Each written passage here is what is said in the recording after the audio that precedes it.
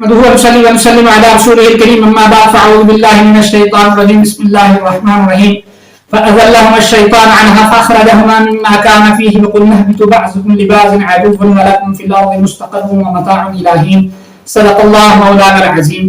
معزز سامعین کرام، سورہ بقرہ کی آیت نمبر 36 تلاوت کرنے کا شرف حاصل ہوا۔ فأذلهما الشیطان عنها، شیطان نے ان دونوں کو بہکا دیا۔ فأخرجهما مما كان فيه، ان دونوں کو وہاں سے نکالا۔ وقلنا اهبطوا بعضكم لبعض، اللہ نے فرمایا اتر جاؤ تم ایک دوسرے کے دشمن ہو۔ ولکم فی الارض مستقر ومتاع الی حین، زمین تمہارا ٹھکانہ ہے اور مقرر مدت تک۔ تو شیطان نے کیسے بہکایا؟ بعض نے کہا شیطان اندر داخل ہوا جب جنت میں، تو آدم علیہ السلام جنت کی نعمتوں کو دیکھ کر کہہ رہے تھے کہ کیا اچھا ہو اگر ہم ہمیشہ ہی نعمتوں میں رہیں۔ تو شیطان رونے لگا۔ امام بغوی رحمۃ اللہ تعالی علیہ نے فرمایا سب سے پہلے یہ نوحہ اور رونا، یہ ماتم یہ شیطان نے کیا، یہ رونے لگا۔ تو پوچھا آدم علیہ السلام نے کیوں روتا ہے؟ تو کہنے لگا یہ عارضی چیزیں ہیں، تم نے مر جانا ہے تو یہ چیزیں ختم ہو جائیں گی۔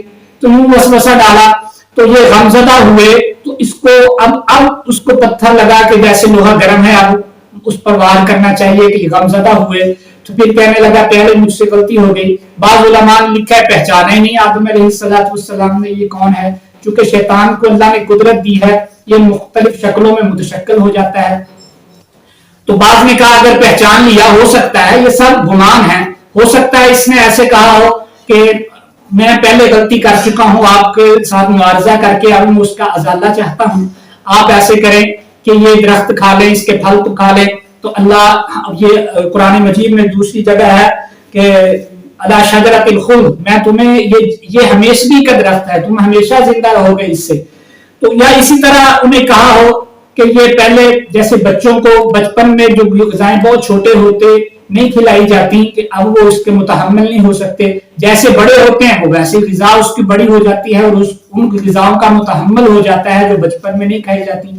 یا یہ ہو سکتا ہے کہ اس کو یہ بہکایا ہو کہ یہ خاص درخت اس کا منع ہے کھانا، جیسے نبی اکرم صلی اللہ علیہ وسلم نے ریشم کا ایک ٹکڑا اور سونے کا ایک ٹکڑا دونوں ہاتھوں میں لے کے پکڑ کے فرمایا یہ دونوں حرام ہے میری امت کے مردوں پر۔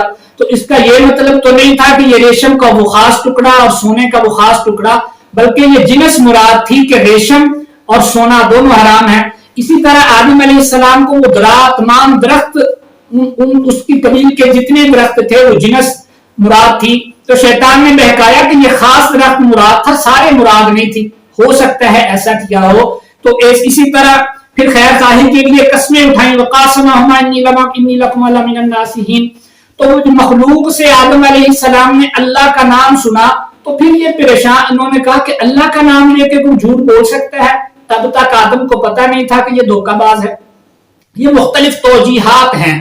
بعض نے کہا وسوسہ ڈالا اس طرح کہ یہ جنت کے باہر سے حوا کو تو اس طرح مطلب وسوسہ ڈالا، انہیں اس طرح پریشان کر دیا یا اس طرح ان کے بہکاوے میں آ گئے۔ قرآن مجید میں ہے فناسیہ، وہ بھول گئے۔ ولم نجد لہ عزما، ہم نے آدم علیہ السلام کو ایک جگہ مستقل مزاج نہ پایا، تو یہ بھول گئے کہ یہ کون بھی ہمارا دشمن ہے، یا بھول گئے کہ اس درخت کو کھانا تھا نہیں کھانا تھا۔ تو اس طرح اس کے بہکاوے میں آ گئے۔ تو جب بہکاوے میں آ گئے تو پھر اللہ تعالیٰ نے آدم علیہ السلام اور ان سے کہا وَقُلْنَا اهْبِطُوا بَعْضُكُمْ لِبَعْضٍ عَدُوٌّ، جنت سے اتر جاؤ تم بعض ایک دوسرے کو دشمن ہو گئے۔ یہاں جمع کا صیغہ ہے۔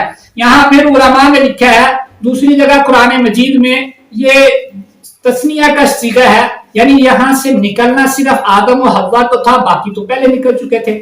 بعض نے کہا نہیں، اب سب کو نکلنے کا حکم ہوا، سام کو نکلنے کا حکم ہوا۔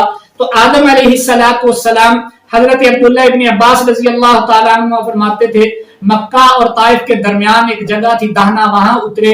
اما حوا مکہ میں جدہ کے مقام پہ اتری، اسی طرح صفا کے مقام پہ اتری، اسی طرح جو سانپ ہے وہ بصرہ میں اترا، اور یہ شیطان بصرہ میں اترا، سانپ جو ہے اصبہان میں اترا۔ تو جمہور مفسرین فرماتے ہیں کہ یہ جو حضرت آدم علیہ السلام ہند میں اترے، حضرت ہندا حوا یہ مکہ میں اتری، اور سانپ یہ اصبہان میں اترا، اور یہ جو شیطان تھا یہ بصرہ میں اترا۔ اور حضرت آدم علیہ السلام کے اترنے کی کیفیت کیا تھی، اس کو عبداللہ ابن عمر رضی اللہ تعالیٰ عنہما نے بیان فرمایا ہے کہ حضرت آدم علیہ السلام نے اپنے ہاتھ اپنے گھٹنوں پہ رکھے ہوئے تھے، سر ندامت کی وجہ سے یوں جھکایا ہوا تھا جب آسمان سے جنت سے زمین پہ اترے، اور شیطان نے اپنی انگلیاں یوں انگلیوں میں ڈالے ہوئے یہ آسمان کی طرف تکبر سے دیکھ رہا تھا جب زمین میں اترا ہے تو یوں یہ زمین میں اترا۔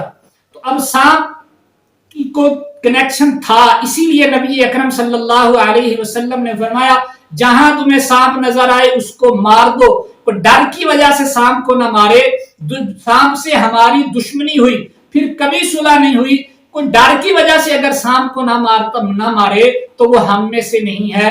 اسی طرح ایک روایت میں، یہ مرفوع حدیث ہے حضرت عبداللہ ابن عباس سے، ایک حدیث شریف میں حضرت ابی ابن کعب سے ہے کہ نبی اکرم صلی اللہ علیہ وسلم نے فرمایا مدینہ کی کچھ جنات مسلمان ہو گئے ہیں، اب اگر یہ سانپ کی صورت میں گھر میں داخل ہوں تو پہلے انہیں 3 دفعہ کہہ دیں اپنی اصل حالت میں آ جائیں، اپنی اصل حالت میں آ جائیں، پھر ان کو مارو۔ تو یہ سانپ کے ساتھ دشمنی اس لیے سانپ ملوث تھا کسی نہ کسی ذریعے سے آدم علیہ السلام کو جنت سے نکالنے میں۔ اللہ سمجھنے عمل کی توفیق عطا فرمائے۔